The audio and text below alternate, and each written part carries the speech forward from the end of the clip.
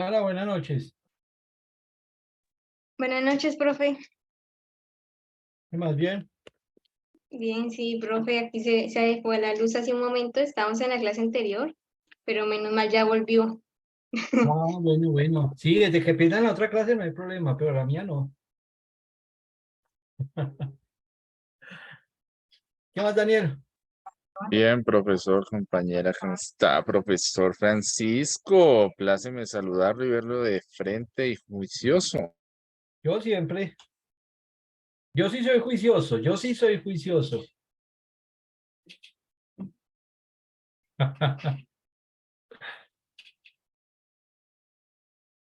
¿Cómo va, profe? ¿Cómo va la salud? Bien, bien, gracias a Dios, bien, no ha vuelto a molestar, no ha vuelto a dar gripa.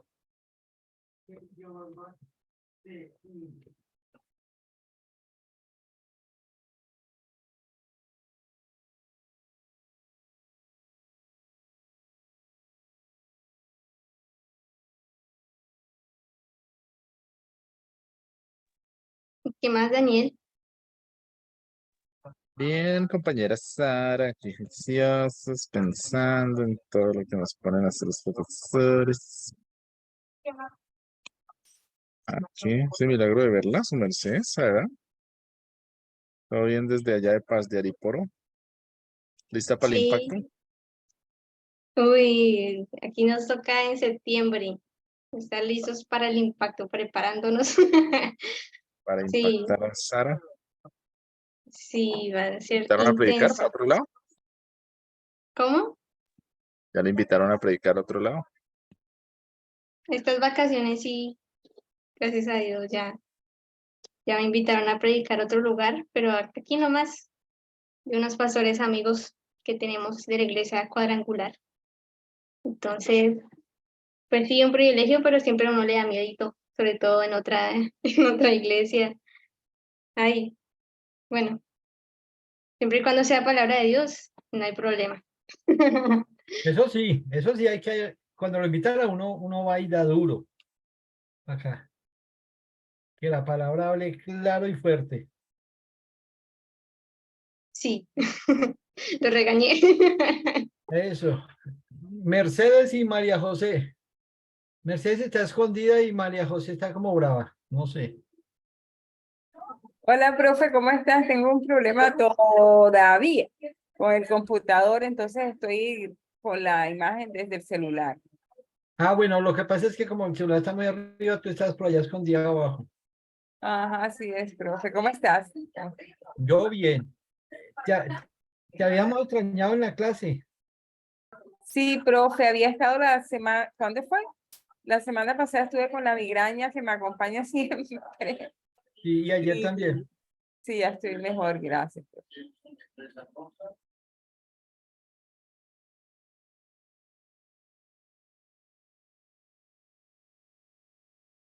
Eh, Henry Arango y Henry Arango, buenas noches. Ah, eso es lo bueno de esta clase que se conectan doble Buenas para noches. que sea más numerosa. Ahorita entra otro John Alexander Morena, él se cuente lo era. Dos John Alexander, dos Henry, dos Mercedes. Es que nos gusta dos veces la clase del profe. Sí, eso veo. Pero hay que tener cuidado porque ¿qué tal que Henry uno pase la materia y Henry 2 no? ¿Cómo le hacemos Esa es ahí? la duda. ¿A cuál le pone la nota? ¿Al que ve o al que no ve? ¿Sí o no?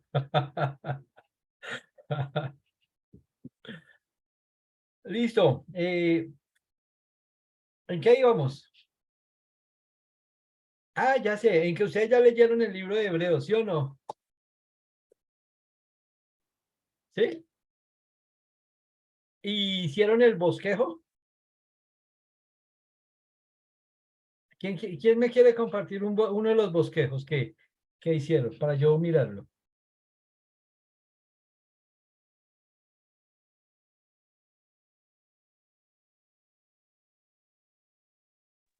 Yo, profe, ya te lo abro. Listo.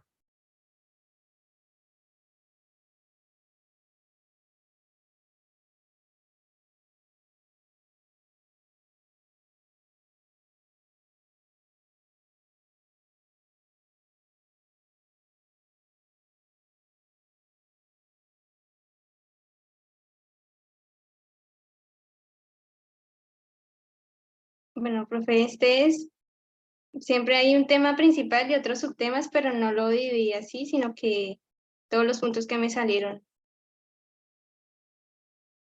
Bueno, no sé si fui muy detallada, me salieron 20, pero sí, ahí están. Y pues según eso, creo que Jesucristo, perdón, el Señor Jesucristo como sacerdote es como el tema principal de toda la carta, creería yo, porque hay como 3 puntos ahí que hablan básicamente de lo mismo, pero le añaden o dicen otra cosa o expande más bien el tema del autor.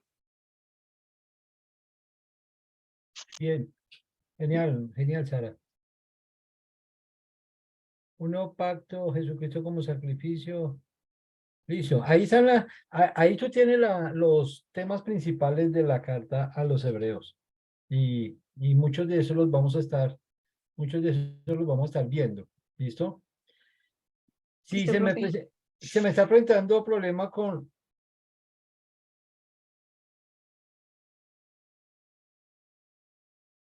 mi internet. ¿Se me está yendo la voz? Sí, profe, se Un acabó de poquito. detener. Sí. Es que, pues, Montigo, que es que me está llegando acá algo de unas grabaciones de Zoom y eso me bloquea. Listo. Entonces, ay, no se me va a cerrar Zoom.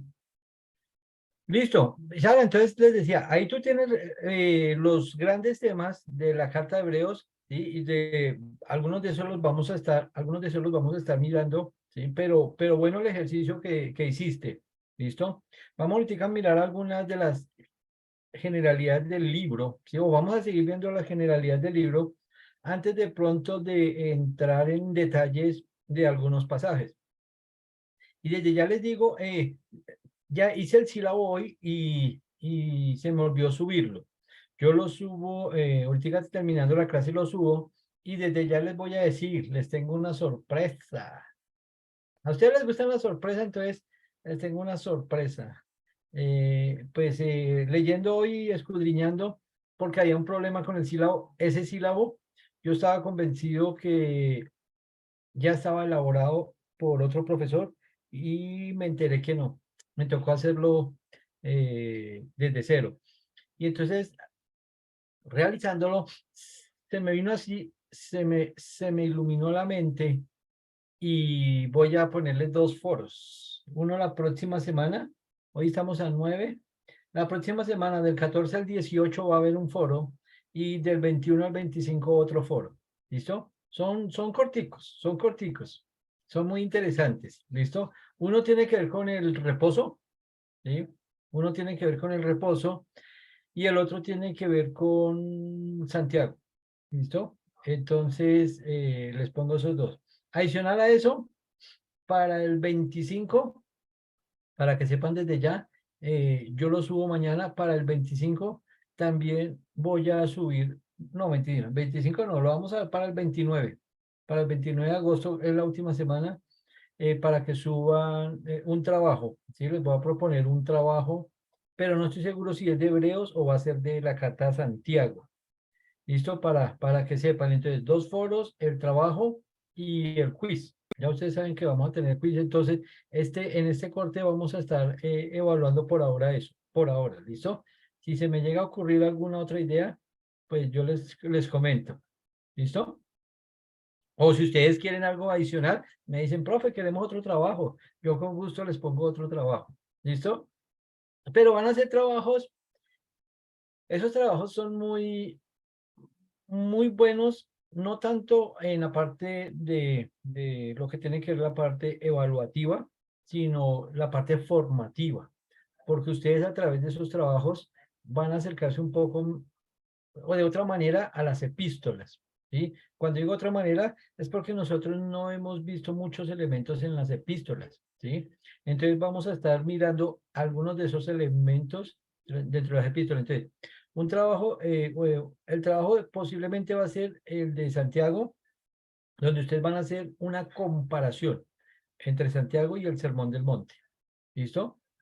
Ese es el trabajo que tengo pensado. Y más adelante vamos a hacer otro trabajo sobre comparar una de las cartas de Pedro con la de Santiago. Y luego una de las cartas de Pedro con Judas. Y para que miremos las similitudes que tienen, ¿sí? Y cuando ustedes se den cuenta lo muy parecidas que son, van a descubrir algunas cosas que son interesantes para contextualizarlas para nuestra época. ¿Listo? Entonces, ay, no he abierto la presentación. Permítame, busco la presentación.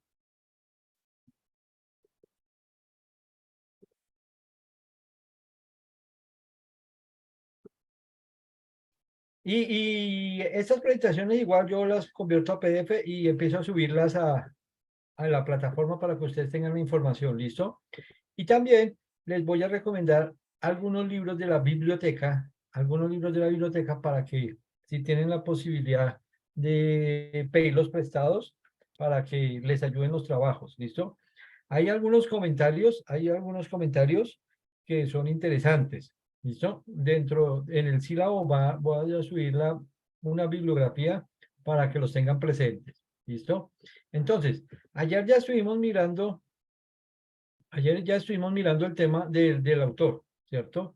Ya dijimos varias cosas del autor, posibilidades que se han mencionado a lo largo de la historia, ¿sí? Algunas características del posible autor, sin saber quién sea, pero por lo menos sabemos algunas características de este autor, que por ahora va a ser incierto.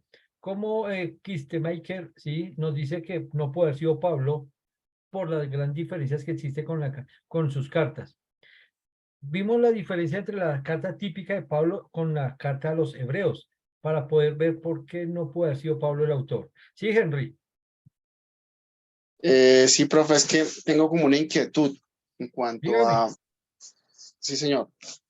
¿Epístola y carta es lo mismo, profe, o hay alguna diferencia entre esas dos? Es como una inquietud que quedó de anoche. Por ahora digamos que es lo mismo y ya va a llegar un momento en una de las clases que les voy a mostrar las posibles diferencias entre una carta y una epístola. ¿Sí? Pero llamar la carta o epístola bajo nuestro contexto, en este momento es lo mismo.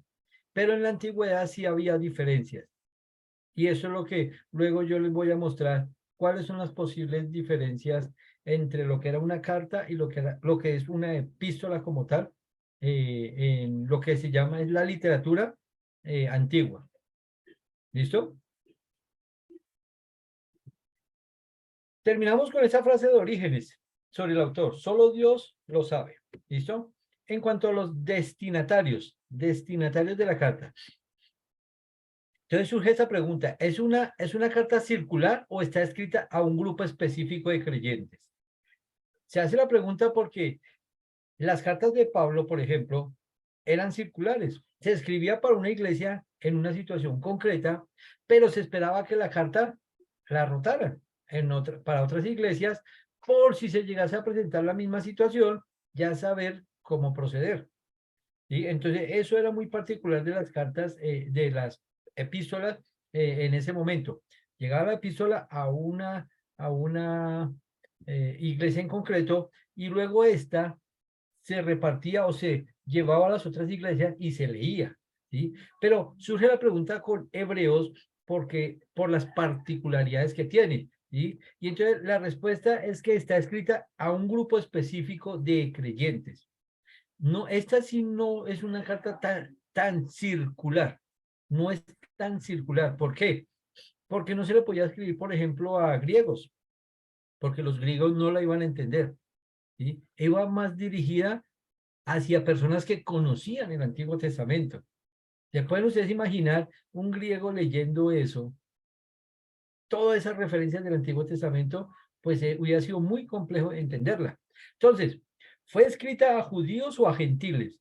Pues si fue escrita a un grupo específico de creyentes, y recalcando que tiene mucho contenido el Antiguo Testamento, entonces decimos que fue escrita a cristianos y a convertidos, pero judíos, que estaban teniendo algunos problemas, algunas situaciones que de pronto los iban a hacer volver hacia atrás.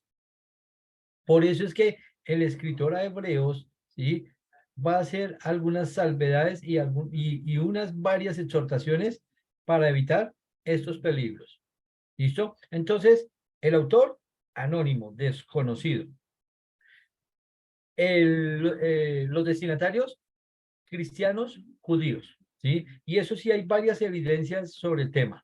¿Listo? La fecha.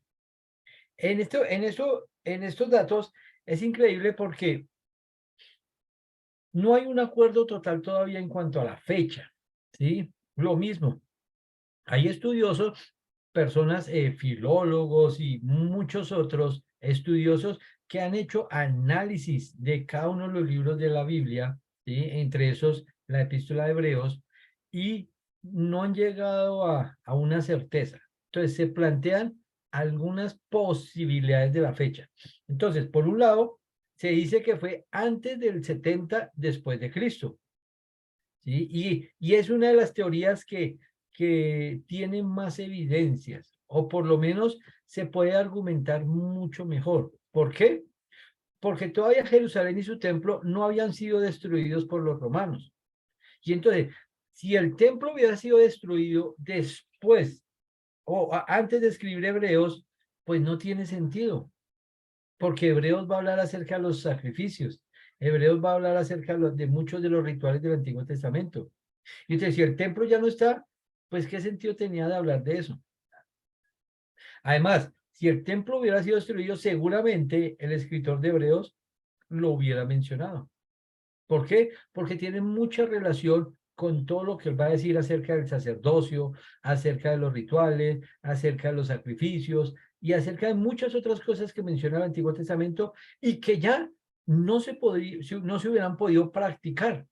Entonces, él lo hubiera mencionado ahí para decirle a estos judíos, mire, ¿cómo se van a volver atrás si ya el templo no existe? ¿Bien? Entonces, por ese detalle de la caída de Jerusalén y el templo que no se había dado, se supone o se presupone que la carta fue escrita antes de ese evento, antes del 70. Si el autor hubiese podido mencionar un evento tan decisivo como la caída de Jerusalén, ¿sí?, esto nos lo dice este señor Everett Harrison, ¿sí?, en uno de sus libros, y la destrucción del templo, esto hubiera calzado también con su tesis general del carácter anticuado del antiguo orden, que es difícil ver cómo él hubiese podido evitar usarlo. De allí que una fecha anterior al año 70 después de Cristo sea la más probable, ¿sí? Y esto lo van a decir varios autores. Hebreos 8:13 y Hebreos 10:1 al 2 parecen indicar que los sacrificios todavía se estaban llevando a cabo cuando la epístola fue escrita. Y les voy a invitar que leamos esos versículos, ¿sí? Dos personas que me colaboren, por favor, ahí. Hebreos 8:13.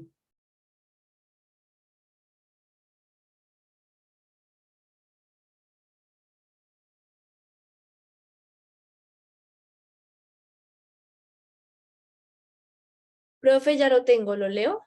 Sí, me hace favor. Cuando Dios habla de un nuevo pacto, quiere decir que ha hecho obsoleto al primero, el cual ha caducado y pronto desaparecerá. Y pronto desaparecerá. O sea, que si el templo ya hubiera sido destruido, hubiera dicho, por eso desapareció. Pero está anunciando que pronto desaparecerá, diciendo que aún se está dando eso del antiguo pacto. ¿Listo? Y Hebreos 10:1, 2.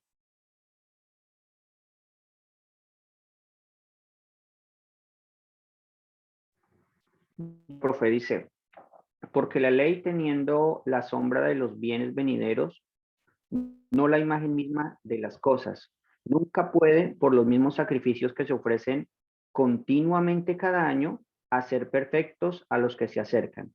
De otra manera cesarían de ofrecerse, pues los que tributan este culto, limpios una vez, no tendrían ya más conciencia de pecado. ¿Listo? Entonces, sí se dan cuenta que esa es la Que se ofrecen evidencia cada año. interna. Esa es la evidencia interna. Y cuando nosotros encontramos algo dentro del mismo libro, en este caso dentro de la epístola a los hebreos, nos dice que hay una evidencia interna en la cual se nos deja ver que posiblemente los sacrificios aún existían. ¿Sí? Entonces, eso quiere decir que el templo no había sido destruido. Por lo tanto, la fecha más probable es antes del 70 después de Cristo. ¿En qué año? Ahí es lo difícil, ¿sí? Entonces, está entre el 60 y el 70 después de Cristo. En alguna fecha probable dentro de eso. Hay algunos que se atreven a dar años concretos, ¿sí? Pero es muy difícil determinarlo. Además, porque como no se sabe quién lo escribió, entonces es muy difícil. Pero sí se pone un lapso por lo menos de unos 10 años para poderlo determinar, ¿sí? Pudo escribirse incluso después del 64, del 64 al 70. Mire que es un lapso ya de 6 años nomás. ¿Sí? Por eso algunos lo ponen de 10, otros de 6, ¿sí?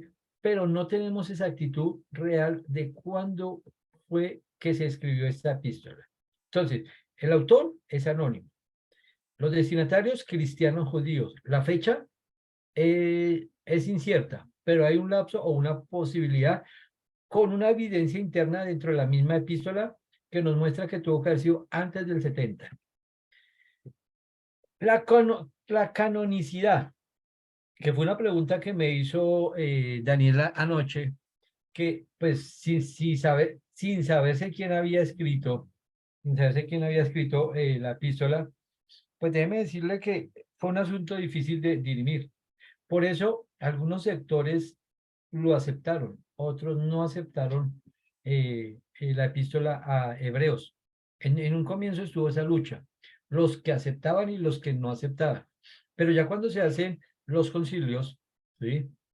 Concilio de Jamnia, ¿sí? El concilio, y en otro concilio de Trento, en esos concilios, ustedes vieron eso en Historia de la Iglesia, ¿cierto? Entonces, en el concilio de Jamnia, cuando se reúnen y ya llegan a una determinación del canon hebreo, entonces ya lo incluyen. Después de deliberar, obviamente, eso no fue tan fácil que lo incluyera. Y en el concilio de Trento, pues ya se hace el canon el canon de la Iglesia católica en ese momento, católica cristiana, que era la que predominaba en ese momento, y es donde se determina incluir el libro de Hebreos. Pero vuelvo y digo, fue un asunto difícil de dirimir, así como lo fue el libro de Esther, así como lo fue el libro de Cantar de los Cantares, que casi no los incluye por la particularidad de que no se sabía a ciencia cierta quién los había escrito y no reunía características para creer que habían sido inspirados por el Espíritu Santo. Sin embargo, por otras características de reconocimiento de la comunidad de su momento y algunos otros criterios, finalmente deciden dejarlos. Y en este caso Hebreos, finalmente va a quedar en el canon, pero sí fue difícil la decisión. Entonces, ¿ustedes se pueden imaginar cómo serían esas reuniones? Esas discusiones que tuvieron para decir, yo no estoy de acuerdo por esto, y el otro, yo sí estoy de acuerdo por eso. E imagínense esos debates, y esos debates no duraban horas, esos debates duraron años antes de tomar una decisión. Entonces, es muy interesante entender eso para saber que en medio de todo, pues Dios estaba en el asunto. ¿Listo? Ahora, cuando hablamos de Hebreos y el Antiguo Testamento, surge una situación bastante interesante. Porque es que en el análisis propio que se le hace al libro, pareciera como que quisiera indicarse que el Antiguo Testamento ya carece de importancia, ¿sí? Que el Antiguo Testamento ha sido desplazado por el nuevo pacto. ¿Sí? Entonces, el viejo pacto ya quedó obsoleto, ya es anticuado, ya no hay que tenerlo en cuenta, porque ahora hay un nuevo pacto, precioso y perfecto y completo. Y entonces existe esa posibilidad de llegar a esta conclusión, y algunos se atreven a llegar, ¿sí? Sin embargo, Hebreos desde ningún punto de vista se escribió para hacer ver que el Antiguo Testamento era obsoleto, sino que a la luz de Hebreo podemos ahora entender el Antiguo Testamento. A la luz del Nuevo Testamento ahora podemos ver que todo eso eran sombras y figuras. El Antiguo Testamento, de hecho que el Antiguo Testamento por sí solo se entiende, por sí solo se entiende. Ahora, para yo realmente entender Hebreos, necesito el Antiguo Testamento. Se pueden ustedes imaginar leer el libro de Hebreos hoy en día, digamos, que no se hubiese encontrado el Antiguo Testamento, hubiera quedado desaparecido. No supiéramos nada de lo que pasó. Y nos llega esa epístola a los Hebreos. ¿Cómo la entenderíamos? ¿A la luz de qué la entenderíamos? No se podría. No se podría. ¿Sí? El Antiguo Testamento nos ayuda a entender el Nuevo Testamento. Pero el Antiguo Testamento por sí solo tiene validez. Entonces, ese es otro detalle a tener en cuenta siempre cuando se vaya a hacer una interpretación del Antiguo Testamento. Hay que siempre filtrarlo por el Nuevo. No para yo entender el Antiguo, porque el Antiguo está, sino porque en el Nuevo yo puedo entender qué matiz se le ha dado al Antiguo Testamento. ¿Se acuerda que Jesús dijo, escrito está, pero yo os digo? Escrito está, pero yo os digo. Moisés os dijo, pero yo os digo. Entonces, el Nuevo Testamento sí da un matiz nuevo a lo que se hablaba del viejo pacto. John. Profe, se me ocurre que no solamente para entender hebreo, sino para entender nuestra salvación. O sea, el evangelio mismo está dependiendo del Antiguo Testamento para poder entender el sacrificio de Jesús. Soy salvo por la muerte de Jesús en una cruz. Pero si uno no entiende la muerte de Jesús en una cruz, ¿por qué murió Jesús en una cruz? ¿Por qué sacrificio perfecto? Tiene que ir obligatorio al Antiguo Testamento para entender hasta nuestra propia salvación. Correcto, correcto, y así es. Entonces, ese es un criterio interpretativo. Ese es un criterio interpretativo que debemos tener presentes a la hora de interpretar el Antiguo Testamento, ¿sí? Filtrándolo por el Nuevo. Mercedes. Pero ¿y la evidencia externa que nos hablaste, cuál sería, profe? La evidencia externa, pues la evidencia interna es el hecho que se menciona que los sacrificios aún existen. La externa es el evento mismo de la destrucción de Roma en Jerusalén y en el templo. Eso es externo. Mire que dentro de las escrituras no se menciona ese evento por ningún lado. Entonces, eso es un evento externo que nos ayuda a entender el libro de Hebreos, ¿sí? Entonces, a la luz de eso uno mira datos históricos, el contexto de lo que se vivía, y de ahí uno tiene evidencias externas. También hay que leer, por ejemplo, a los padres de la iglesia, ¿sí? ¿Qué decían respecto a la carta a los hebreos? Porque ellos también nos van a dar evidencias externas. Lo que ellos dijeron, opinaron o interpretaron de Hebreos es una evidencia externa para darle validez al texto, ¿sí? Esa es la gran diferencia entre lo externo y las evidencias internas. Profe, y entonces, con respecto a eso último que dices, Josefo también sería una evidencia externa. Pues Josefo plantea evidencias externas. Sin embargo, hay que tener cuidado con una situación. ¿Listo? ¿Qué situación hay que tener cuidado? Resulta que para leer a Josefo, hay que tener presente el contexto de quién era Josefo, ¿sí?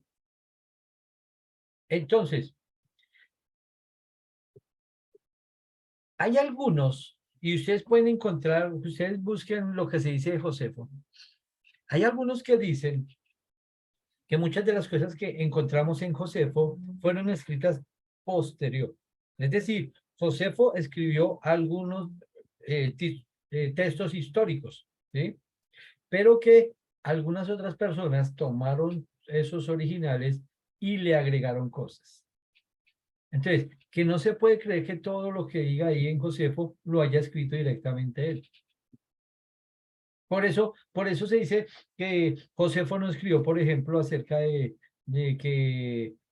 concepto de Jesús como Dios, u otros que se mencionan en su libro dicen que no puede ser sido escrito por él. Entonces, desde ese punto de vista también hay que tener cuidado cómo nos acercamos a esos libros históricos de esa época, el de Josefo y otros que se daban. ¿Listo? Voy a hacer un paréntesis acá. Para que lean. Ese es el foro que van a resolver. La Reina Valera de 1960 utiliza el sustantivo reposo 10 veces entre Hebreos 3:11 y el 4:11. El autor de Hebreos exhorta a sus destinatarios procurar entrar en ese reposo y les advierte que la incredulidad y la desobediencia pueden impedir entrar en ese reposo. Hebreos fue escrito hace casi 2000 años, probablemente a judíos cristianos que estaban en peligro de volver al judaísmo. En su opinión, el reposo que menciona el autor de Hebreos todavía tiene vigencia para el cristiano hoy. Si considera que sí, ¿en qué consiste el reposo? Registra su opinión en 200 palabras o menos y comente sobre la opinión de otros 2 estudiantes antes de la medianoche del día martes 20 de junio. ¿Listo? Aquí no es día martes 20 de junio, sino del día viernes 18 de agosto. ¿Listo?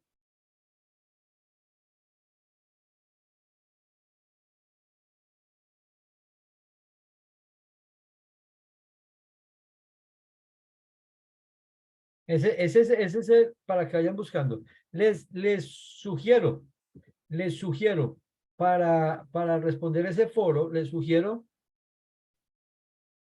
usar el griego. Ustedes ya son expertos en griego.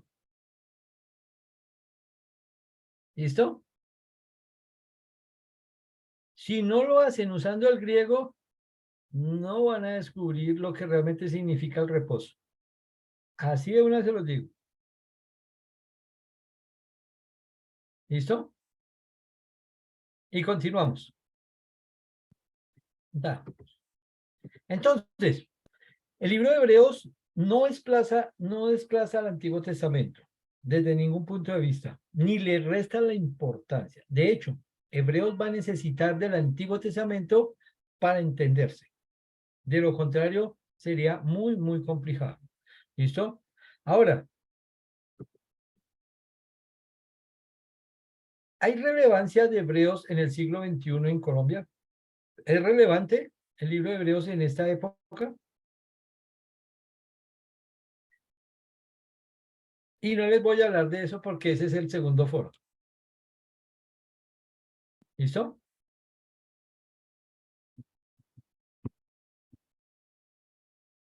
¿Alguna pregunta hasta ahí? ¿Cómo vamos? ¿Cómo vamos? ¿Qué piensan? ¿Qué opinan? Profe, Profe, yo, Mercedes y quién más. Mercedes y Adriana.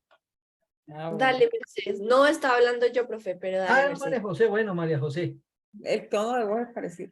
Bueno, yo pienso, profe, que todo lo que hemos hablado hasta el momento, y bueno, de pronto relacionándolo con lo último que nos dices acerca del foro este último, de que si es relevante en Colombia, Hebreos, se puede hablar de una forma metafórica también, ¿cierto? Todo lo que tiene que ver la simbología para los hebreos, de lo que era el estar en ese nuevo pacto, ese nuevo templo, por decirlo de alguna forma. Entonces, para mí, pues, se podría recurrir, pues, hasta donde he entendido en la clase de hoy, ¿no? Se podría recurrir también a una simbología para poder entender un poco más lo que quería decir el autor de Hebreos. Entonces, Claro, pues, pero para eso, Mercedes, es muy importante entender el contexto en el cual fue escrito Hebreos. Si no logramos entender ¿verdad? ese contexto, por eso no vamos a entender, por ejemplo, el concepto de reposo para nosotros hoy. Si no logramos entenderlo a la luz de Hebreos. ¿Listo? Entonces, lo que tú dices, pero siempre respetando el contexto en el cual, si nosotros no logramos identificarnos con ese contexto, muy difícilmente vamos a poder aplicar Hebreos para nosotros hoy. ¿Por qué? Es porque nosotros no nos vamos a judaizar. ¿Sí ven? Y ahí ya hay una gran diferencia entre ellos y nosotros. Nosotros no somos judíos, ellos sí eran judíos. Ya hay segunda diferencia, ¿sí? Pero ¿en qué nos podemos asimilar, ¿sí? O asemejar más bien en ese sentido para ver qué principio podemos traer para nosotros, ¿listo? Y en el desarrollo, bueno, ustedes van a hacer el segundo foro para del 21 al 25 de agosto sobre eso, precisamente, ¿listo? Entonces, para que lo vayan teniendo presente y luego en el desarrollo vamos a estar viendo algunas cosas importantes para poder entender Hebreos. De hecho, que Hebreos, si no lo entendemos desde su propia introducción, pues muy difícil vamos a lograr entender el resto. ¿Listo? Entonces, para dejarlo ahí, María José, ¿qué ibas a decir? No, profe, iba a hablar sobre lo que tú estás hablando. Para mí, en lo personal, la teología ha sido como una continua deconstrucción de muchas cosas que hemos aprendido como cristianos y que ahora como teólogos debemos construir.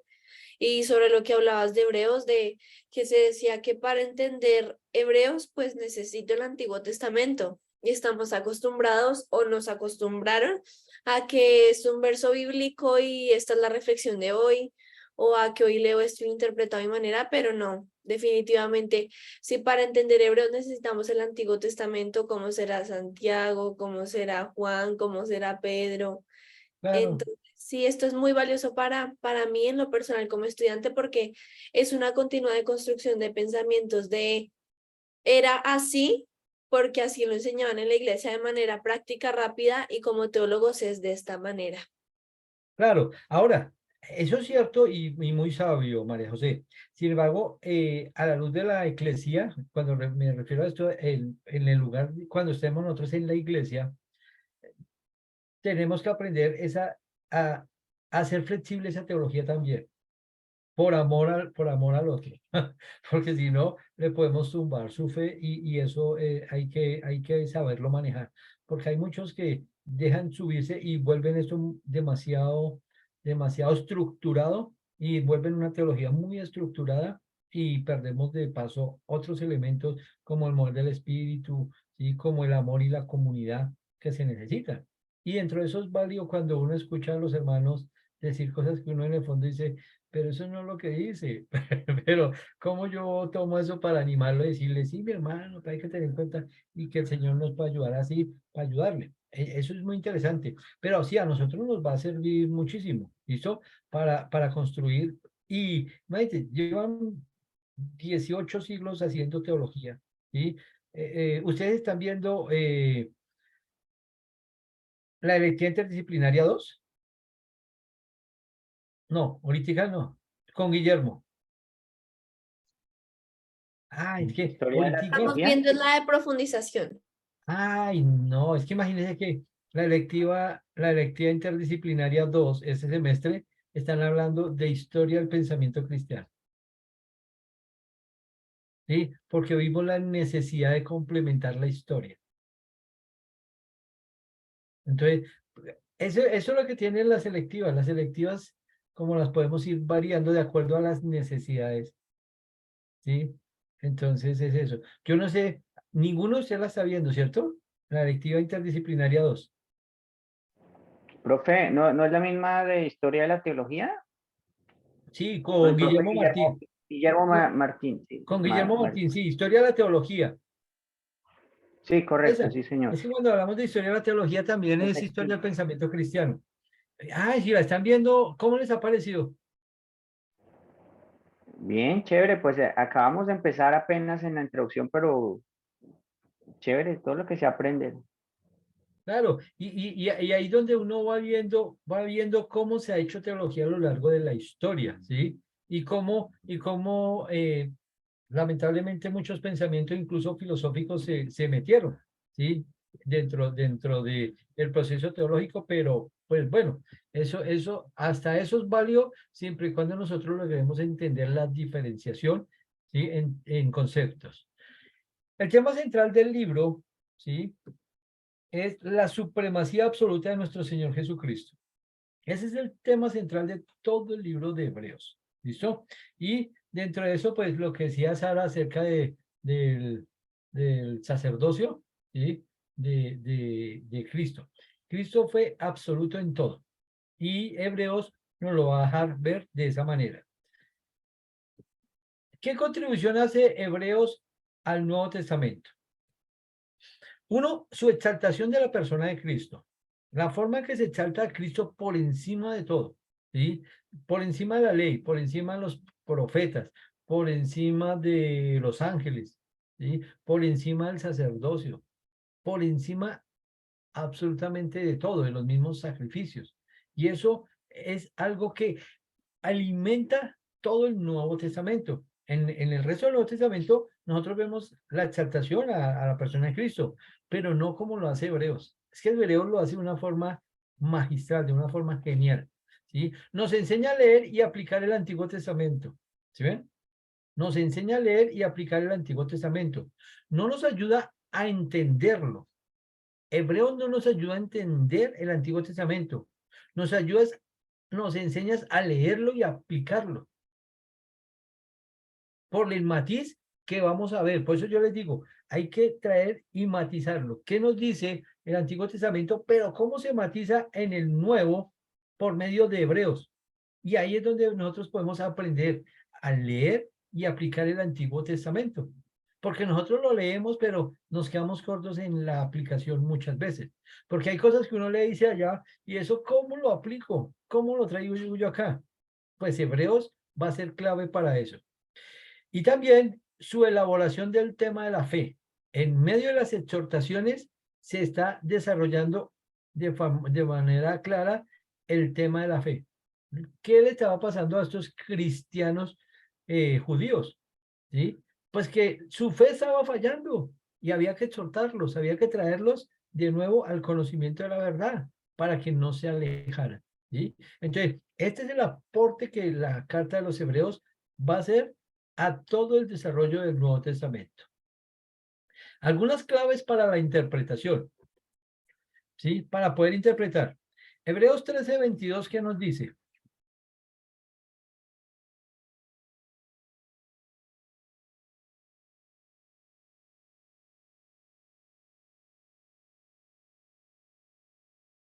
¿Qué dice Hebreos 13:22? Os ruego que soportéis la palabra de exhortación, pues os he escrito brevemente. Oiga, imagínense, 13 capítulos y sale diciendo es que los exhorté brevemente. ¿Qué tal donde hubiera querido exhortarlos un poquito más largo? Y estas exhortaciones que hay ahí son fuertes. Esto, para entender y poder interpretar Hebreos, hay que aclarar que la carta es una exhortación, ¿sí? Se desarrolla a manera de argumentación. Entonces, para yo poder entender Hebreos, tengo que ponerle cuidado a las exhortaciones. ¿Cuántas exhortaciones hay en la carta a los Hebreos? ¿Alguien sabe? Adriana. No, profe, no sé, sino que iba a ir a decir algo, pero No, alzaste la mano, me dices cuántas exhortaciones hay en la carta. no, yo la leí, pero no conté las exhortaciones, profe. ¿Alguien sabe? Bueno, dime qué ibas a decir. Perdón, ¿será que a Sara y a John Alexander se les fue la luz otra vez? ¿Que se salieron? Yo creo. Qué falla, listo. ¿Qué vas a decir, Adriana? Pues precisamente eso, profe, digamos, cuando yo la leí, yo ya la he leído varias veces, pero esta vez la estoy leyendo ya para la clase. Y cuando la leí, pues lo que yo estaba era reafirmando lo que yo ya sé, ¿sí? Del Antiguo Testamento y de quién es Jesús. O sea, yo lo vi fue a mi manera, la leí fue, ah, sí, sí, claro, en el Antiguo esto enseñan y yo entiendo y sé y Jesús y sí y amén. O sea, lo vi como, la leí más como si me la estuvieran escribiendo a mí, pero realmente es una exhortación para evitar que las personas en ese momento se devolvieran al judaísmo y realmente creyeran que Cristo era esa figura que estaba mostrando en el Antiguo Testamento del Salvador, del sumo sacerdote, pero también de ese cordero que derramó su sangre por el perdón de los pecados. Entonces, ahorita que su merced nos está dando la clase, pues entiendo que de verdad debemos ponernos en esa posición, o sea, para qué fue escrita, con qué intención fue la carta. Entonces, ahorita lo puedo entender así, profe. Perfecto, Bill. Listo, muy bien. Listo, para que sepan, la carta tiene 8 exhortaciones, 8. ¿Listo? Así, claras y concretas. Pero al final en el capítulo 12, 9 en adelante, ¿sí? Y hasta el capítulo 13, hay varias exhortaciones ya reunidas ahí. Y pero entonces vamos a encontrar 8 exhortaciones y luego varias exhortaciones que nos llevan a la práctica. ¿Listo? Entonces, vamos a estar viendo un poquito eso para luego cuando veamos la estructura, para poder entenderla. ¿Listo? Entonces, poner la atención a las exhortaciones, pero hay que considerar el propósito de las exposiciones a la luz de las exhortaciones, porque la carta va mezclada, ¿sí? Exposiciones argumentativas, exhortación, exposiciones, exhortación, exposiciones de algo que el autor quería resaltar o enseñar y luego otra exhortación. Así se va a desarrollar esta epístola. Hay que entender la situación de los destinatarios, ¿sí? Como una clave interpretativa. Entonces, primero, o sea, tenemos que saber dónde están las exhortaciones. ¿Listo? Segundo, tenemos que considerar el propósito de las exposiciones a la luz de esas exhortaciones. Tercero, entender la situación de los destinatarios. Y por último, trasladar los principios a la situación de nosotros y de nuestras congregaciones. Pero eso lo hacemos a partir de conocer la situación que vivían ellos. De lo contrario, no vamos a poder hacerlo. ¿Listo? Y eso se hace con todos los libros, eso lo hacen con todos los libros de la Biblia, ¿sí? Hay que hacerlo, pero en este caso concreto vamos a tener que poner atención a eso. ¿Qué vivían los destinatarios? Porque es que es una carta mucho más difícil de traerla a nosotros, mucho más compleja, pero el conocer las situaciones de ellos nos va a ayudar a acercarnos mucho y entender las exhortaciones que se hacían y por qué. ¿Listo? Exposición y exhortación. Entonces, el autor va a hablar de la superioridad de Jesús sobre los ángeles. ¿Listo? Y luego viene unas exhortaciones. En el 2, 1 al 4. No descuidar nuestra salvación. ¿Sí? No dejar que incredulidad o desobediencia, incredulidad o desobediencia nos detiene de entrar en reposo. ¿Sí? Luego se habla sobre la superioridad de Jesús sobre Moisés. Y entonces vienen exhortaciones, esforzarse a entrar en reposo, acercarse a Jesús, no caerse atrás, ¿sí? No volverse atrás, más bien, en vez de caerse, no volverse atrás. ¿Listo? Superioridad del nuevo pacto y enseguida vienen otras exhortaciones, acercarse a Jesús, ¿sí? Otra vez no caerse atrás, no volverse atrás.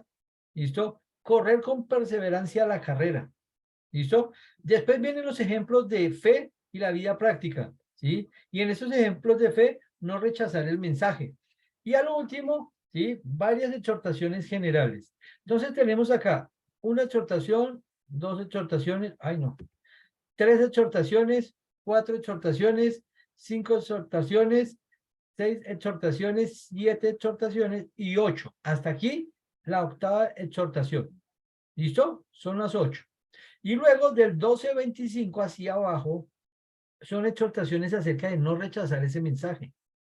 Y en el capítulo 13 son varias exhortaciones generales que tienen que ver con la vida práctica.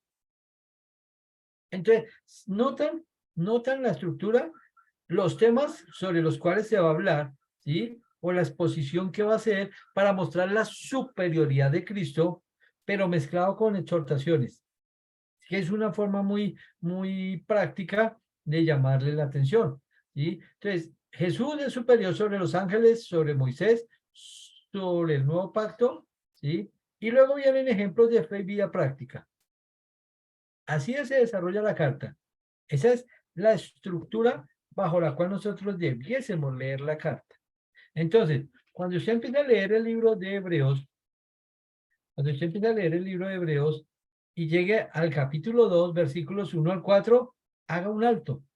Ahí está haciendo una exhortación.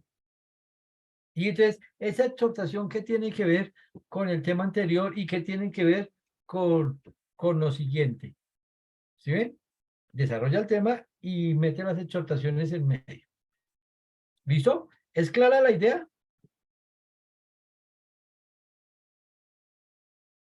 ¿Es clara la idea de la estructura que nos propone el autor? Sí, señor. ¿Eso hace que cambie nuestra manera de acercarnos a Hebreos? Porque si yo no me acerco a Hebreos de esta manera, pues la voy a seguir leyendo como siempre la hemos leído, ¿sí? Y al no entender, al no descubrir esa esencia de esas exhortaciones, pues vamos a perder mucho. De hecho, que yo tengo aquí escrito en mi Biblia las exhortaciones. Primera exhortación, ¿sí? Allá a un ladito la pongo de dónde a dónde va, segunda exhortación, ¿sí? Ahí las tengo todas anotaditas para que no se me olvide. Pues cuando yo estoy leyendo el libro, como tengo ahí, y aquí ya llegué a tal exhortación y la leo de otra manera, a la luz del argumento que el autor está presentando. Y eso nos va a ayudar a entender también al final las exhortaciones del capítulo 13 como los deberes cristianos, ¿sí? Que son muy dicientes también y son muy interesantes de leer. ¿Algún comentario o alguna opinión hasta el momento?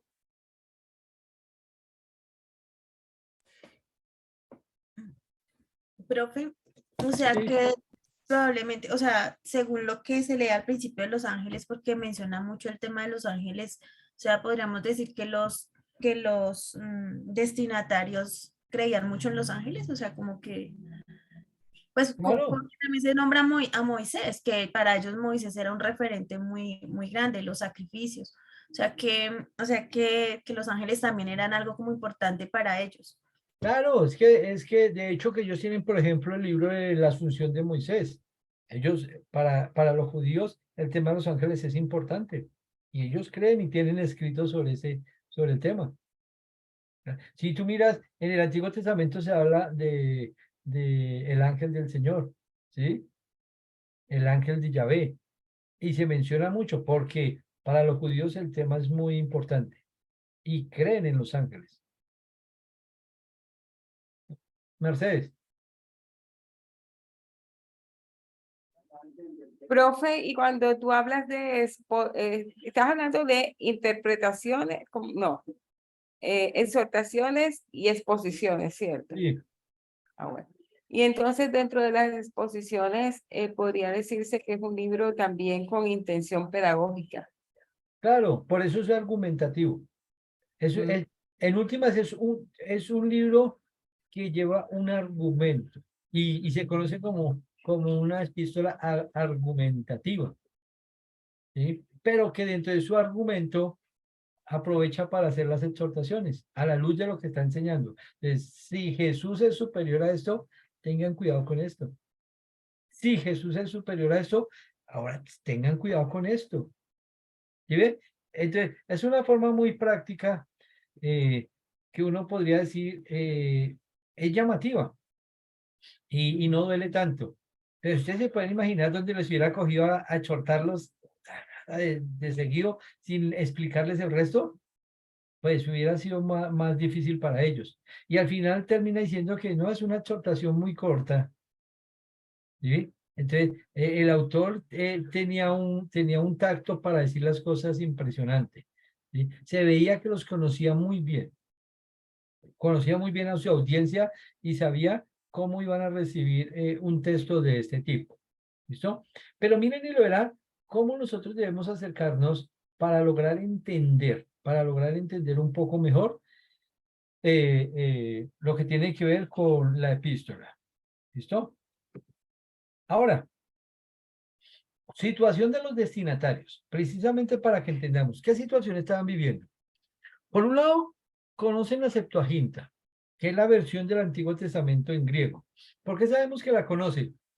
Porque las citas que encontramos nosotros en Hebreos son traídas de la Septuaginta directamente. No fueron traídas del hebreo antiguo y traducidas nuevamente, no. Como ya estaban en la Septuaginta, lo que se hizo fue que las trajeron de ahí. ¿Listo? Lo segundo es que estaban corriendo muchos peligros de diversos tipos. ¿Listo? Concretamente hay tres tipos de peligros. ¿Listo? Hay unos peligros que son pasivos. ¿Listo? Entonces, vamos a leer algunos versículos de ahí para que más me ayuden. Por ejemplo, en pasivos, leamos el 2:1 y el 13:9.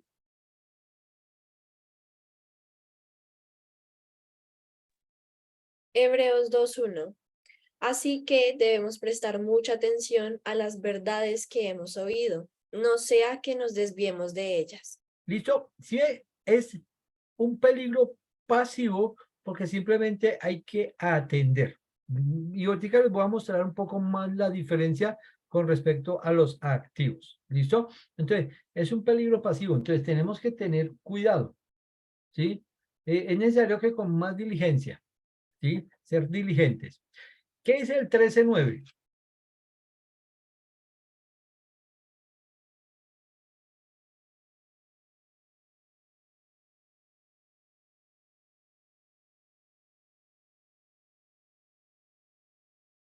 Así que no se dejen cautivar por ideas nuevas y extrañas. Sí, todo el versículo. Así. Su fortaleza espiritual proviene de la gracia de Dios y no depende de reglas sobre los alimentos, que de nada sirven a quienes la siguen. ¿Listo? Entonces, no se dejen arrastrar, ¿listo? Quédense ahí quieticos, ¿sí? No busquen lo que no se les ha perdido, ¿vale? Pero si nosotros miramos los peligros activos, sí tienen que ver más con la actitud del creyente. Por ejemplo, 3:7 al 12.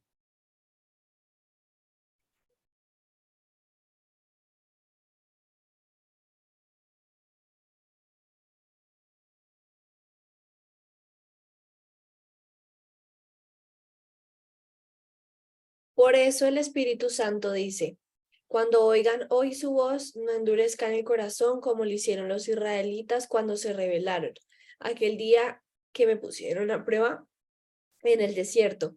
Allí sus antepasados me tentaron y pusieron a prueba mi paciencia, a pesar de haber visto mis milagros durante 40 años. Por eso estuve enojado con ellos y dije, su corazón siempre se aleja de mí.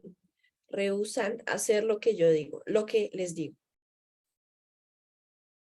Listo, entonces miren y lo verán que aquí sí es la actitud. No endurezcáis, o sea, surge de la persona endurecer el corazón.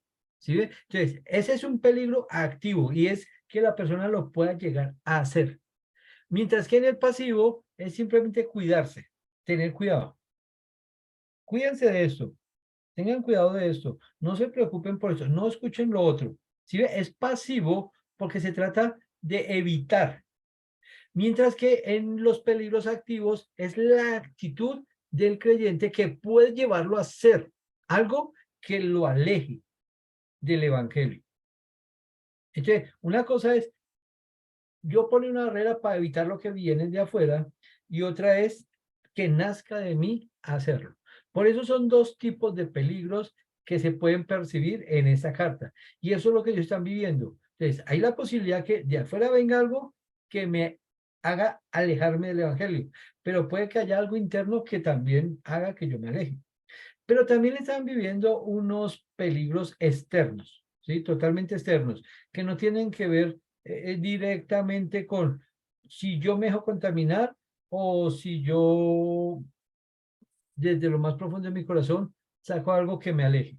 Los peligros externos tienen que ver un poco más con las persecuciones. ¿Listo? Leamos, por ejemplo, en el 12:4.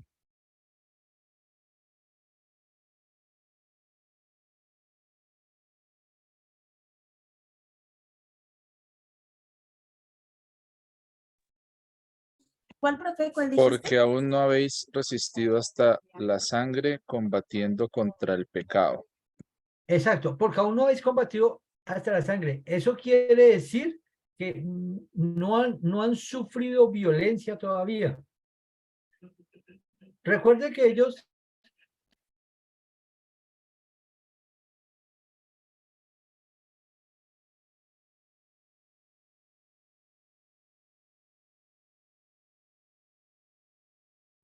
Profe, se fue. ¿me escuchan? Ahora sí. Estaba Sí. explicándolo, empezando a explicar lo de la sangre. Sí, entonces cuando habla ahí, que no hay resistido hasta la sangre, se trata de aquellas personas que murieron, que fueron mártires, ¿sí? Por combatir todo lo que implicaba alejarse del pecado. Y muchas personas murieron en ese contexto del primer siglo por causa de los romanos, ¿sí? Y por causa de los mismos judíos que persiguieron a los judíos cristianos, ¿sí? Y entonces, esos son peligros externos que puede hacer que la persona se amedrente y niegue la fe. Sí, una cosa son los peligros pasivos, que quiere decir con cosas que se escuchan, con cosas que pueden afectarme. Otra, los activos, los peligros activos que surgen de la misma persona, y otros son los externos, que puede hacer que me asuste y yo diga, no, ya no quiero seguir, sí, ya no creo. Esos son los tres tipos de peligros que estaban viviendo ellos. Sí, Mercedes.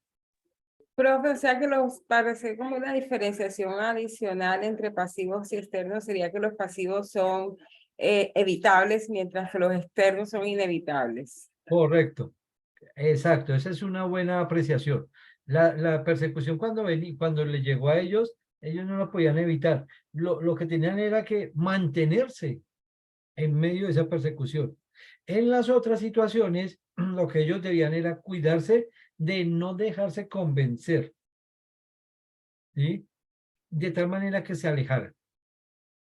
Eso es lo que se plantea, pero muy buenas observaciones, ¿listo? Ahora, esa es la segunda situación. Por un lado, conocían la Septuaginta, por el otro lado, estaban con varios peligros. Tercero, estaban en posibilidad de renunciar o descuidar la fe en Cristo para volverse al judaísmo. Y eso era lo que los judíos no convertidos querían hacer con los judíos cristianos. Por eso es que el autor les escribe para decirle, ¿y de qué les sirve volver a eso si finalmente eso está por acabarse? Porque ahora ya hay un nuevo pacto, que es mucho mejor que ese pacto antiguo, que es superior a todo lo que ustedes conocen. Entonces, ¿de qué les sirve volverse atrás? Más bien, cuídense de hacerlo. Entonces, esa es otra situación que ellos estaban viviendo.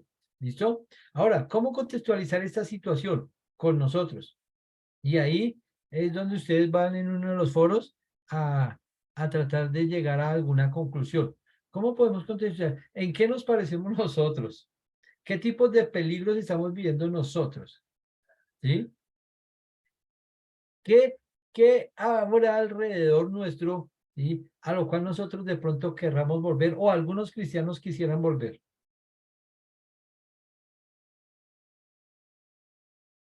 Ya no es el judaísmo, pero, ¿sí? Pero ¿cuáles son los riesgos que están corriendo las personas que digan, no, yo me quiero volver a eso? ¿Sí? y cómo logramos luego contextualizar esa situación que estaban viviendo los destinatarios. ¿Listo? ¿Cómo vamos hasta ahí? Bien, profe. ¿Bien?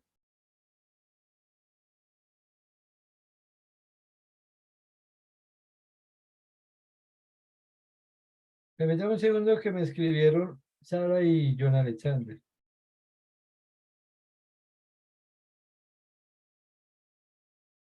Ya estamos aquí, profe. ¿Sí? Ay, vea, ya Sí, volvieron. Ya llegó como la... acabo de llegar, como acabo de llegar al internet, ahora sí se reciben los mensajes del profe. Y yo dije, "Ve, tan raro".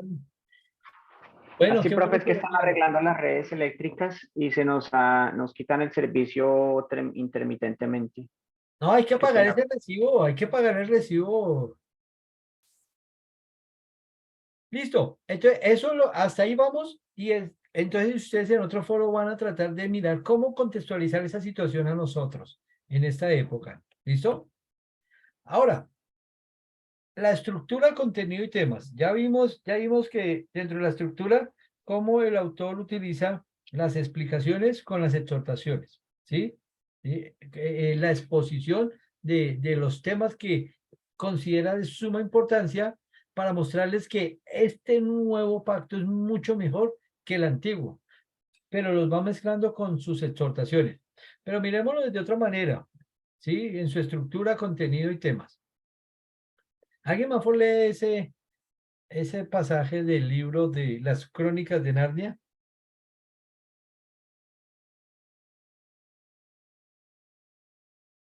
Aslan dijo Lucy, eres más grande. Ese es, ese, eso se debe a que tú eres mayor, pequeña, respondió él. Entonces, ¿no has crecido? No, pero cada año que crezcas me verás más grande.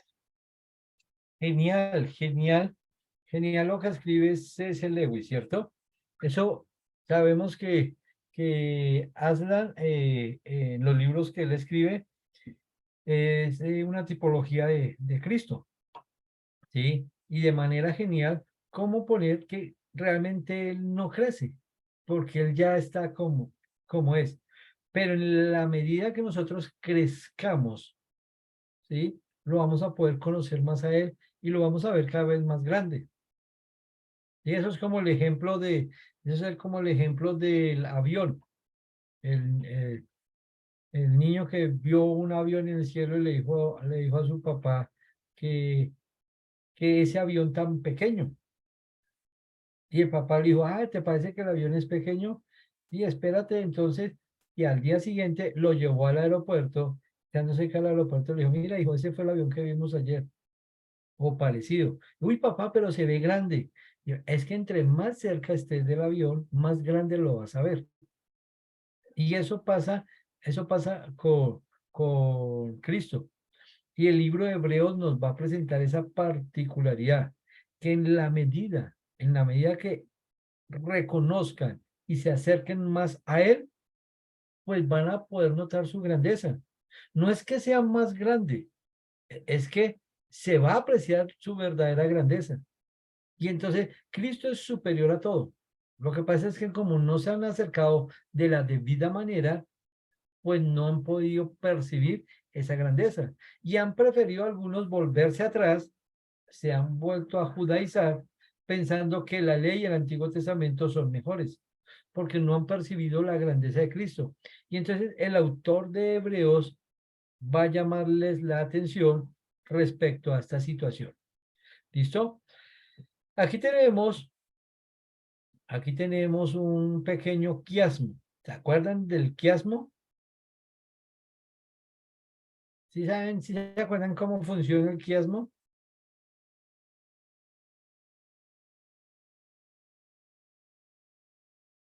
Profe, es como que lo primero está relacionado con lo Cuando- último y lo segundo con lo penúltimo y así, entonces llegamos al centro y eso es como, puede ser que lo que el autor quiera resaltar más. Perfecto. Entonces, los primeros cuatro versículos, primeros cuatro versículos de esta epístola son la introducción. ¿Listo? En esta introducción se va a desarrollar el tema de todo el resto del libro. ¿Sí? Entonces, primero vamos a ver lo negro con lo negro, el verde con el verde, el azul con el azul y el rojo es el centro, ¿sí? Que nos va a ayudar a entender un poco. Entonces, primero el autor empieza mostrando al hijo en comparación con los profetas. Dios, habiendo hablado muchas veces y de muchas maneras, en otro tiempo a los padres por los profetas, en estos postreros días nos ha hablado por el Hijo. Antes eran los profetas, ahora habla por el Hijo. Los compara para mostrar luego que Cristo es superior a esos profetas. Es superior a Moisés como arquetipo de los profetas. Pero luego al final va a poner al Hijo en comparación con ángeles. Hecho tanto superior a los ángeles, cuanto heredó más excelente nombre que ellos. Entonces empieza hablando de la superioridad de Cristo sobre los profetas y termina hablando de la superioridad de Cristo con los ángeles. Luego va a poner al Hijo como heredero, a quien constituyó heredero de todo. Pero luego lo va a poner como rey. El Hijo es superior a los profetas y superior a los ángeles, pero el Hijo es heredero, pero además el Hijo es el rey. Luego va a poner al Hijo como creador de todo el universo y por quien asimismo hizo el universo.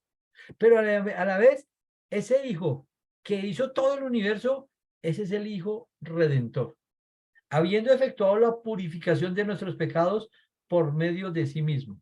Entonces imagínense, el que es superior a los profetas y superior a los ángeles no es cualquiera, es el heredero de Dios.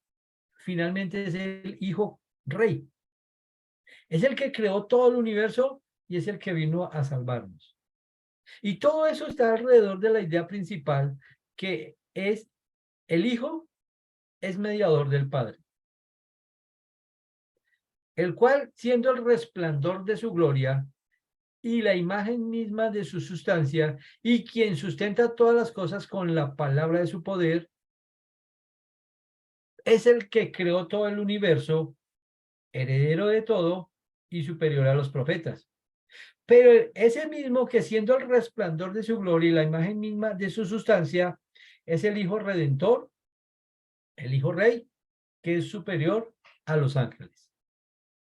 Entonces, esta idea aquí es muy importante que la tengamos presente, porque en últimas, Cristo es el mediador del Padre y es el que viene en representación del Padre como hijo, ¿sí? A cumplir el propósito de Dios para la humanidad. Y entonces, miren que aquí, dentro de esto, se nos está presentando lo que va a ser el resto de la carta. Cristo superior a los ángeles, Cristo superior a Moisés como arquetipo de los profetas. En últimas, Cristo, que es el redentor y creador de todo, pues es superior a los sacerdotes y es superior al antiguo pacto, porque en últimas fue creado por él. El nuevo pacto y el antiguo pacto fue creado por él y el nuevo pacto es establecido por él y por medio de él. Por eso es que él es superior a todo. Entonces, miren la verdad que en estos 4 versículos se dicen muchas verdades. ¿Listo? Entonces, esos 4 versículos están divididos en 2 partes a su vez, ¿sí? Lo podemos ver como un acróstico, pero a la vez lo podemos ver con una edición. En la primera parte vemos al Padre actuando y en la segunda al Hijo. ¿Sí ven? Entonces, la primera parte, Hijo en comparación con profetas, Hijo como heredero, Hijo como creador de todo, vamos a ver que quien actúa ahí es el Padre. Y en la segunda parte, quien actúa es el Hijo. Dios, habiendo hablado muchas veces, ¿quién es el protagonista? Dios. Habiendo hablado muchas veces y de muchas maneras en otro tiempo a los padres por los profetas, en estos postreros días nos ha hablado. ¿Quién? El Padre. pero el Padre nos habló por medio del Hijo, a quien constituyó heredero de todo y por quien asimismo hizo el universo. Entonces, por medio de Cristo, ahora Él nos está hablando. ¿Quién? El Padre. Y en la segunda parte, el cual, refiriéndose al Hijo, siendo el resplandor de su gloria y la imagen misma de su sustancia, y quien sustenta todas las cosas con la palabra de su poder, habiendo efectuado la purificación de nuestros pecados por medio de sí mismo, se sentó a la diestra de la majestad en las alturas, hecho tanto superior a los ángeles, cuanto heredó más excelente nombre que ellos. ¿Se dan cuenta? La primera parte se refiere al Padre y la segunda se refiere al Hijo. Pero a la vez está la figura del quiasmo. ¿Qué opinan?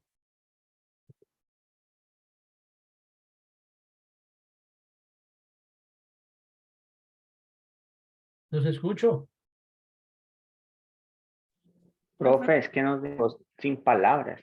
Sí, sí, Tanta, de pronto es que como uno lee así como más de corrido, no analiza ese tipo de cosas, pero está muy, muy interesante. Claro, y si yo no entiendo la introducción, no sé de qué va a tratar el resto del libro. Por eso uno tiene que aprender a leer las introducciones. Y esta introducción de Hebreos ya nos presentó lo que va a desarrollar él en el resto del libro.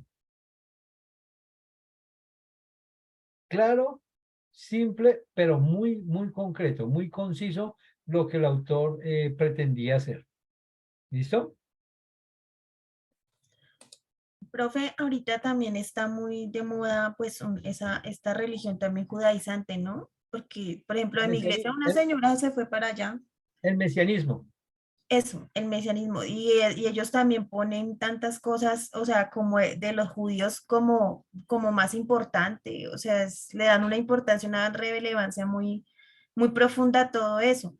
Y se van para allá creyendo que, pues, que están encontrando la verdad. Pero hay que tener diferenciación en dos. Ojo, una cosa es el mesianismo y otra cosa es los judaizantes. Son dos cosas totalmente diferentes. ¿Que implican riesgo ambas? Sí. Pero ¿cuál es la diferencia? En que los mesiánicos quieren dar una interpretación literal desde el Antiguo Testamento. Sí, obviamente, y desde el Nuevo también, porque ellos también lo tienen en cuenta. Antiguo y Nuevo Testamento. Mientras que los judaizantes no tienen en cuenta el Nuevo para nada. Y quieren no solamente verlo de manera literal, sino que quieren hacer y aplicar todo como está en el Antiguo Testamento. Lo único que les faltaría es hacer sacrificios, pero obviamente no tienen el contexto para hacerlo. Pero por ellos fuera, lo harían. Mientras que el mesianismo lo que quiere es tratar de interpretar el Antiguo Testamento de manera literal, pero no propiamente llevar a la práctica.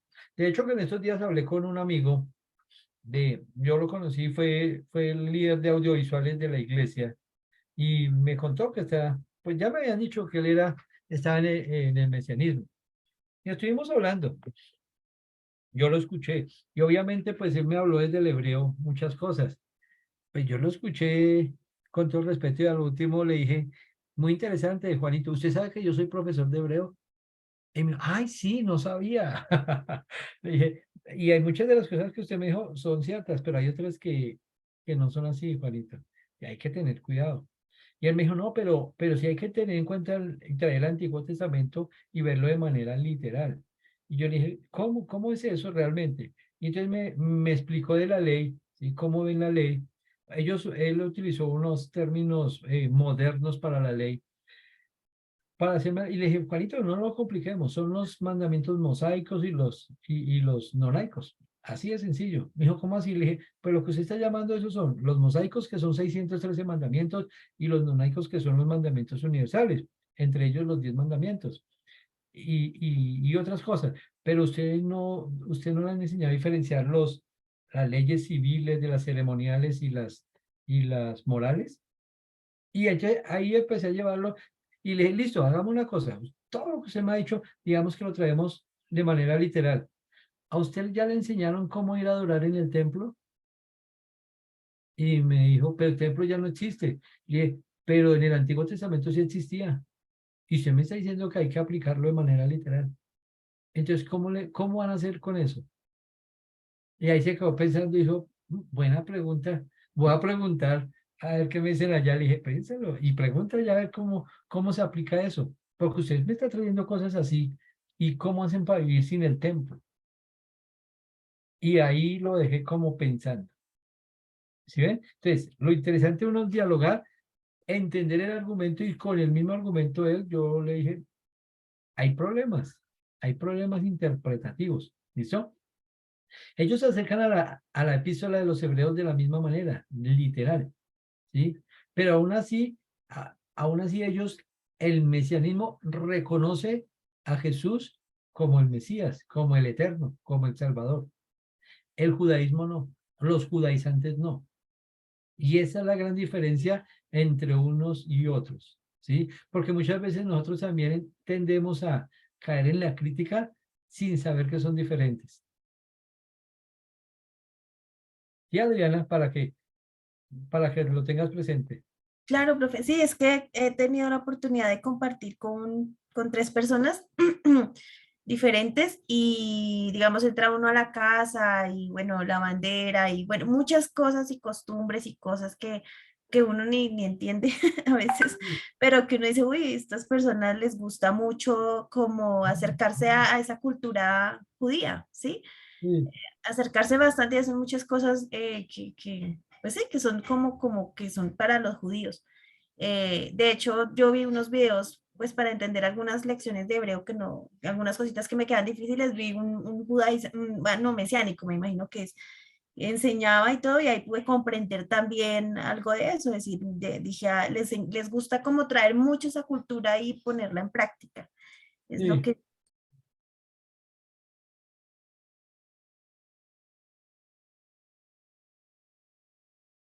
listo. Vale, voy a terminar con esa última parte. Gracias por esa aporte, Adriana, que también nos sirve para entender un poco cómo hoy en día algunos se acercan a las escrituras. ¿Listo? Y otra última cosa entonces de esta introducción. Entonces, introduce el tema del Hijo en comparación con los ángeles, que es el tema que sigue. ¿Sí? Luego ustedes van a leer ahí del versículo 5 en adelante la introducción de Jesús comparado con los ángeles. Luego, introduce el tema del Hijo en comparación con Moisés, el arquetipo de los profetas. Introduce los temas de Jesús, el mediador, sumo sacerdote. Jesús, el sacrificio perfecto, el que purifica pecados, es el redentor. Jesús, el que es sobre toda la creación. Eso es lo que va a tratar el resto de la carta. Y eso es lo que vimos que desarrolla los 4 primeros versículos. Entonces, bien entendidos esos 4 versículos, ya nos deja ver de qué va a hablar el resto de la carta. Y así es que nos vamos a acercar a esa carta. Cuando nosotros hablamos de Dios ha hablado, ¿sí? Versículos 1 al 2a, ahí vamos a ver una antigua revelación y vamos a ver una nueva revelación. ¿Cómo se da la antigua revelación? Muchas veces y de muchas maneras. ¿Cuándo? En otro tiempo, ¿sí? Muchas veces y de muchas maneras en otro tiempo. ¿A quién? A los padres. ¿Por medio de quién? Por medio de los profetas. Esa es la manera en que se hablaba en el Antiguo Testamento, ¿sí? Muchas veces y de muchas maneras en otro tiempo a los padres por medio de los profetas, ¿sí? Es que se daba la revelación. La nueva revelación, ¿cuándo?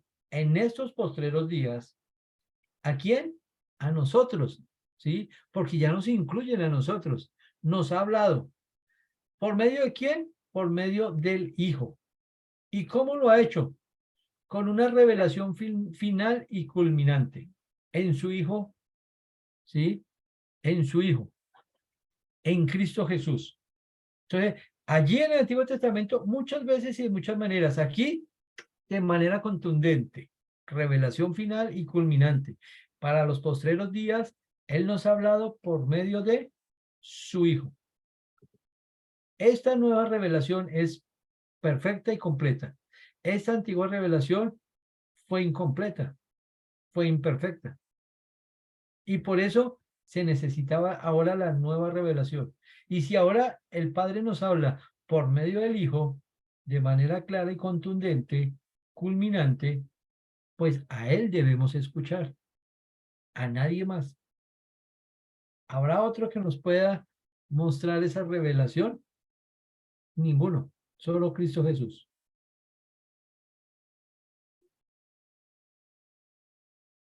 ¿Listo? ¿Alguna pregunta? ¿Algún comentario? Ya llevamos 4 versículos.